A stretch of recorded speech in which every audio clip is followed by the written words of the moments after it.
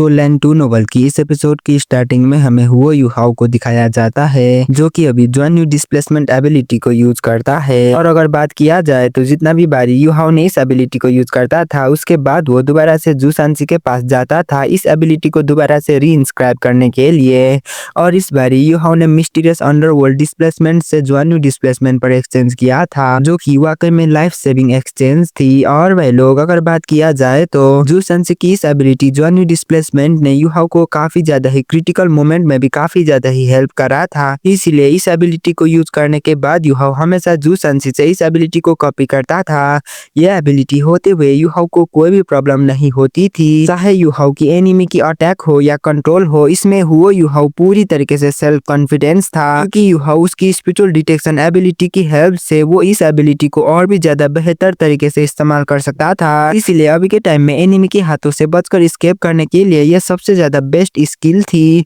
वैसे भी ये ज्वान्यू डिस्प्लेसमेंट एबिलिटी यूहाओ को उसकी इंस्टेंट टेलीपोर्टेशन एबिलिटी से भी ज्यादा दूर टेलीपोर्ट कर सकता था। उसके अलावा इस एबिलिटी के पास एक और एडवांटेज थी कि हेल्प से यूहाओ के लिए एक सब्स्टिट्यूट अपीयर होता था, जिसकी वजह से उसके एनिमी और भी ज्यादा कंफ्यूज होते थे। और अभी यूहाओ ने लाइफ सेविंग डिस्प्लेसमेंट एबिलिटी को यूज करा था, और उसकी स्पिरिचुअल डिटेक्शन एबिलिटी की हेल्प से यूहाओ को ये पता चल गया था कि उसकी एनिमी पहले जो कह रहे थे वो सभी चीजें सच है। अभी के टाइम में यूहाओ सच्ची में ही हेवीली तरीके से ट्रैप हो गया था। उसके लिए यहाँ से एस्केप कर पाना पूरी तरीके से नामुमकिन था, क्योंकि वहाँ पर कुछ ही टाइम में काफी सारे सोल इंजीनियर यूहाओ को पूरी तरीके से घेर लेते हैं, एंड वो लोग उनकी लिंक डिफेंस सोल टूल से यूहाओ के ऊपर अटैक करने के लिए पूरी तरीके से रेडी होते हैं। इसीलिए अगर यूहाओ यहाँ से एस्केप करना चाहता है तो उसे यहाँ की सभी एनिमी की टारगेट को मारना होगा। सिर्फ इनकी नंबर को यहाँ पर घटाने से ही यूहाओ को चांस मिल सकती थी। और वह लोग अगर बात किया जाए तो अभी के टाइम में यूहाओ की अल्टीमेट एबिलिटी यूज करने के लिए काफी ज्यादा ही कम टाइम थी। इसीलिए यूहाओ को यहाँ से इजीली के साथ एस्केप कर पाना आसान बात बिल्कुल भी नहीं थी। इसीलिए अभी के टाइम में यूहाओ के पास सिर्फ एक ही चांस बचा हुआ था, उसे जैसे भी करके एनिमी की लीडर को पकड़ लेना था, ताकि वो उनकी लीडर को हॉस्टेज की तरह यूज कर सके और यहाँ से वो आसानी के साथ हॉस्टेज को लेकर भाग सके। और अगर बात किया जाए तो वो यूहाओ की डिक्शनरी में सरेंडर नाम की कोई भी वर्ड नहीं थी, और ना ही वो सरेंडर करने वाला था। और जैसे ही यूहाओ किसी की चिल्लाने की आवाज सुनता है तो वो वैसे ही दोबारा से ज्वान्यू डिस्प्लेसमेंट एबिलिटी को यूज करता है, और वो एक रेड कलर की आर्मर पहनी हुई लड़की के पीछे अपीयर होता है। और अभी यूहाओ इस लेडी की बॉडी गार्ड को डिस्प्लेस करने की कोशिश कर रहा था, क्योंकि इस लेडी की वॉइस एंड कपड़े को देखकर यूहाओ ये अच्छी तरीके से कह सकता था कि पक्का से ही इनकी मार्शल यही लेडी हो सकती है। वैसे भी जब यूहाओ काफी लंबे टाइम से एनालाइज कर रहा था तो उसे ये पता चल गया था कि काफी सारे सोल इंजीनियर इसी लेडी को प्रोटेक्ट करने की कोशिश कर रहे हैं। वैसे भी ये लेडी सनमून एम्पायर की ट्रू मार्शल हो या ना हो, ये lady Phoenix soul engineer division में काफी ज्यादा ही हाई पोजीशन को होल्ड करती थी, और ये लेडी इनके लिए काफी ज्यादा ही इंपोर्टेंट पर्सन भी था। और इस लेडी के पीछे अपीयर होने के बाद यूहाओ इल्यूजन की हेल्प से ओल्ड लेडी की अपीयरेंस को मेंटेन करता है। और अभी वो यूहाओ थोड़ा सा भी परेशान नहीं था, उसने ऑलरेडी उसकी नेक्स्ट मूव को प्लान कर लिया था, और उसकी आई ऑफ डेस्टिनी भी ऑलरेडी रिलीज हो चुकी थी, जबकि यूहाओ की सोल कोर काफी ज्यादा ही हाई स्पीड के साथ रोटेट कर रहा था। और सडनली वो यूहाओ यहाँ पर उसकी स्पिरिचुअल ब्लास्ट एबिलिटी को रिलीज करता है, जिसकी वजह से 100 स्क्वायर मीटर की रीजन में स्ट्रॉन्ग स्पिरिचुअल ब्लास्ट कंप्रेस होती है। और अगर बात किया जाए तो जो सोल इंजीनियर लीजन यूहाओ के ऊपर अटैक करने की कोशिश कर रहे थे, वो लोग सभी 7 सोल रिंग वाले सोल मास्टर एंड क्लास 7 की सोल इंजीनियर थे। उसके अलावा यहाँ पर इनसे स्ट्रॉन्ग कुछ और सोल इंजीनियर भी आ गए थे, जो कि यूहाओ के ऊपर डिफरेंट डायरेक्शन से लॉक किए हुए थे। हालांकि इन क्लास 7 की सोल इंजीनियर इतना ज्यादा स्ट्रॉन्ग भी नहीं थे कि वो लोग यूहाओ की स्पिरिचुअल ब्लास्ट को झेल सके। उससे भी बढ़कर इस बारी की स्पिरिचुअल ब्लास्ट को यूहाओ ने आई ऑफ डेस्टिनी की हेल्प से इनहेंस करा था, और जैसे ही यूहाओ उसकी स्पिरिचुअल ब्लास्ट को यूज करता है तो उसके साथ ही वो इमीडिएटली दूसरी अटैक करता है। और वह लोग वैसे तो यूहाओ की स्पिरिचुअल ब्लास्ट अटैक काफी ज्यादा ही स्ट्रॉन्ग थी, लेकिन फिर भी उसकी ये एबिलिटी रेड आर्मर लेडी को थोड़ा सा भी हार्म कर नहीं पाती है, क्योंकि उस रेड आर्मी की लेडी ने स्पिरिचुअल बैरियर को अनलेस कर दिया था। और इस लेडी को इतना पावरफुल स्पिरिचुअल बैरियर को यूज करता देख वो यूहाओ अपने मन में कहता है कि तो मैं क्या सही था, ये लेडी पक्का सही सनमून एम्पायर की मार्शल हो सकती है। आखिर ये लेडी मार्शल के अलावा और कोई कैसे हो सकती है? इस लेडी के पास इतना ज्यादा expensive defence type soul tool है, पक्का से ये लेडी सनमून एम्पायर की न्यू मार्शल हो सकती है,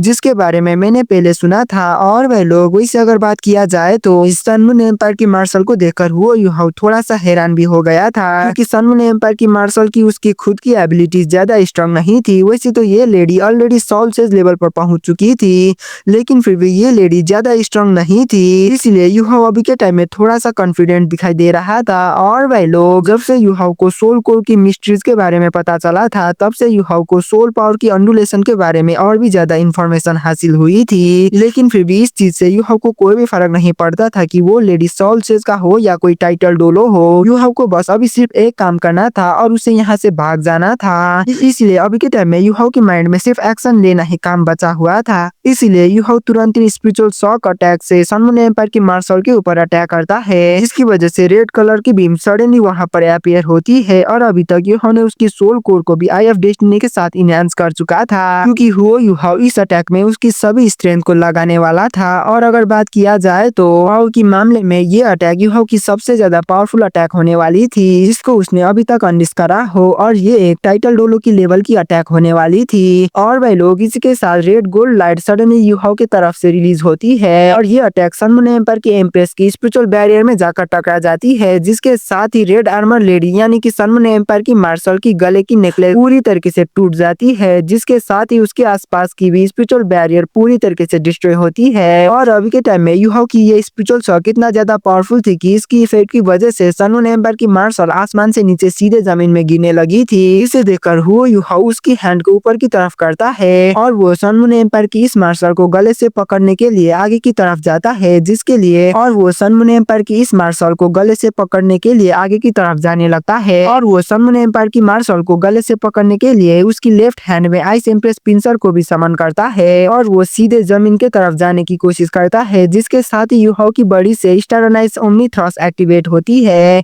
और भाई लोग, यूहाओ की सभी एबिलिटीज क्लोजली लिंक थी, इसलिए यूहाओ को एक्जुलरी टाइप स्किल से कोई भी फर्क नहीं पड़ता था। इसके अलावा स्टारनाइज omni thrust attack large area को कवर कर सकती थी, इसलिए अभी यूहाओ को कोई भी प्रॉब्लम होने वाली बिल्कुल भी नहीं थी। उससे भी बढ़कर ये जगह एक्सट्रीम नॉर्थ की आईसी प्लेस में लोकेटेड थी और शायद यही रीजन पूरी वर्ल्ड की सबसे ज्यादा ठंडी जगह में से एक है। और इस जैसे ठंडी जगह में सभी आइस टाइप एबिलिटीज काफी ज्यादा ही हाईली इनहेंस होती है। वो यूहाओ की मार्शल सोल अल्टीमेटाइज होने की वजह से ये मार्शल सोल इस जगह में यूहाओ को काफी ज्यादा ही बेनिफिट दे रहा था, इसीलिए इसमें कोई भी हैरानी नहीं होती है कि आखिरकार यूहाओ इतना ज्यादा कॉन्फिडेंट क्यों था। यूज आइस स्पाइक जो कि 3 मीटर लंबे थे, उन सभी अटैक सभी डायरेक्शन में फैल जाती है, जिसकी वजह से कुछ soul engineer legion soul barrier से प्रोटेक्टेड होने के बाद भी इस अटैक से बच बिल्कुल भी नहीं पाते। इसलिए अभी के टाइम में यूहाओ को पूरी तरीके से अपर हैंड मिल गई थी। और अभी के टाइम में Huo Yuhao Sun Moon Empire की मार्शल की गले पकड़ने ही वाला था, लेकिन तभी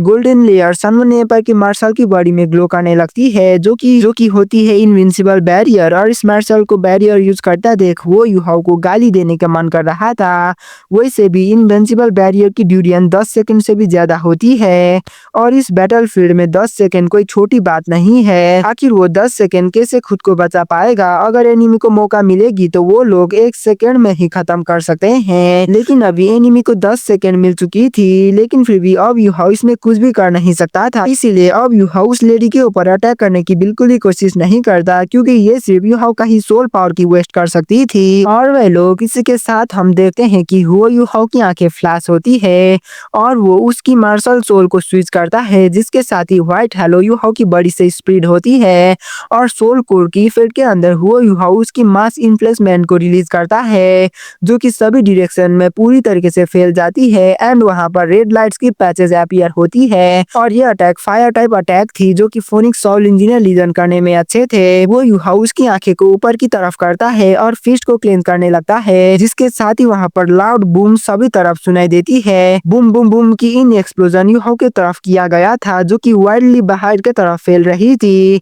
और इसी के साथ उन फायरी लाइट पूरी तरीके से डेवर होती है, जिसके साथ ही terrifying and brutal snow storm जिसके पास स्ट्रॉन्ग एक्सप्लोजिव फोर्स थी, वो चारों तरफ फैलने लगती है, जिसके साथ ही वहां पर ह्यूज एक्सप्लोजन एक और बार अपीयर होती है। इसकी वजह से वहां की इवन टाइटल डोरोज भी पीछे की तरफ हट गए थे और सेम टाइम में यूहाओ की आंखें डीप ब्लू कलर में साइन करती है एंड एक फिगर साइलेंटली यूहाओ के पीछे अपीयर होती है और ये फिगर स्नो एम्प्रेस की थी, जिसने ऑलरेडी उसकी ओरिजिन एंड मेमोरी को रिकवर कर दिया था। स्नो एम्प्रेस अपीयर होने के बाद साइलेंटली यूहाओ के पीछे अपीयर होती है, जिसके बाद वो उसकी हाथों को ऊपर करके आसमान की तरफ पॉइंट करती है, जिसकी वजह से स्नोफ्लेक्स आइस स्टोन की यूज वेव्स में कन्वर्ट होती है, जिसके साथ यूहाओ भी उसकी मार्शल सोल को स्विच करता है और यूहाओ उसकी मार्शल सोल को स्विच करने के बाद उसकी बॉडी से 7 सोल रिंग अपीयर होती है और यूहाओ की सातों सोल रिंग काफी खतरनाक तरीके से ग्लो करने लगती है। फिर यूहाओ काफी जोरों से चिल्लाते हुए कहता है कि snowy dance of ultimate ice और वह लोग स्नो एम्प्रेस की सपोर्ट से फर्स्ट टाइम यूहाओ उसकी snowy dance of ultimate ice की strongest and powerful version unleash करने वाला था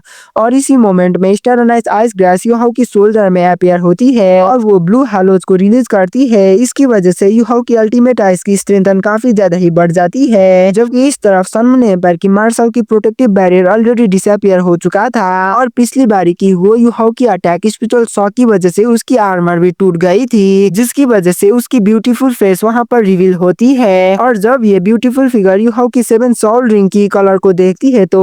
वो कम्प्लीटली शॉक हो जाती है। उसके मन में एक के बाद एक करके काफी सारे क्वेश्चंस अपीयर होती है और वो अपने मन में खुद को ही सवाल करते हुए पूछती है कि आखिरकार ये कैसी कलर की सोल रिंग है, आखिर इसके पास ऐसी एबनॉर्मल सोल रिंग कैसे हो सकती है और ये इसके पास क्यों है। इन सातों सोल रिंग में से 4 soul ring normal soul master के पास बिल्कुल भी नहीं होती और बाकी 3 बचा हुआ सोल रिंग रेड कलर की है। क्या ये सच में कोई सोल मास्टर है? और वह लोग सच में अभी के टाइम में ये ब्यूटीफुल लेडी कम्प्लीटली शॉक हो गई थी और वो यूहाओ को काफी ज्यादा ही हैरानी के साथ देख रही थी, जबकि इस तरफ वो यूहाओ उसकी फुल पावर से बना हुआ snowy dance of ultimate ice से सन मून एम्पायर की मार्शल के ऊपर अटैक करने वाला था। लेकिन जब वो सन मून एम्पायर की इस ब्यूटीफुल मार्शल को देखता है तो वो सडनली शॉक्ड हो जाता है और वो हड़बड़ाते हुए कहता है कि क्या जूजी। और वह लोग अभी के टाइम में यूहाओ उसके आगे इस ब्यूटीफुल फिगर को देखकर काफी ज्यादा ही हैरान हो गया था और वो अच्छे से बोल भी पा नहीं रहा था, जैसे कि उसकी गले में कुछ चीजें अटक गया हो।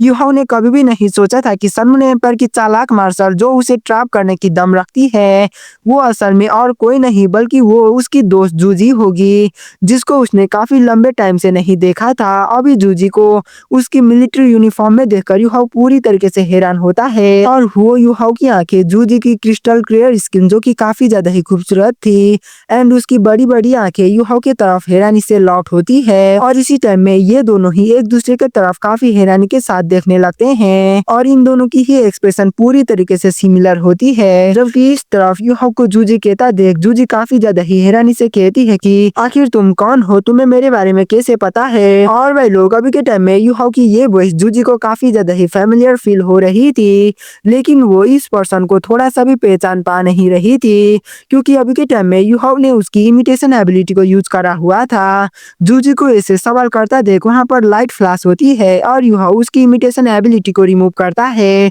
और वो जूजी को देखते हुए हंसने लगता है और अभी यूहाओ को अपने सामने देखकर जूजी कंप्लीटली शॉक हो गई थी। वो अपने हाथों को ऊपर करती है और उसकी लिप्स को कवर करती है और वह लोग अगर बात किया जाए तो इन दोनों ने ये कभी भी नहीं सोचा था कि आज यहाँ पर इन दोनों की मुलाकात बैटलफील्ड में होगी। और वह लोग इसी के साथ हमें जूजी को दिखाया जाता है जो सडनली वो यूहाओ को देखकर वो यूहाओ को टाइटली गले लगा लेती है और वो यूहाओ भी साइलेंटली उसकी कमर को पकड़ देता है। और वह लोग इसी के साथ हमारी ये वाला एपिसोड यहीं पे खत्म होती है। मिलते हैं तो बाय बाय।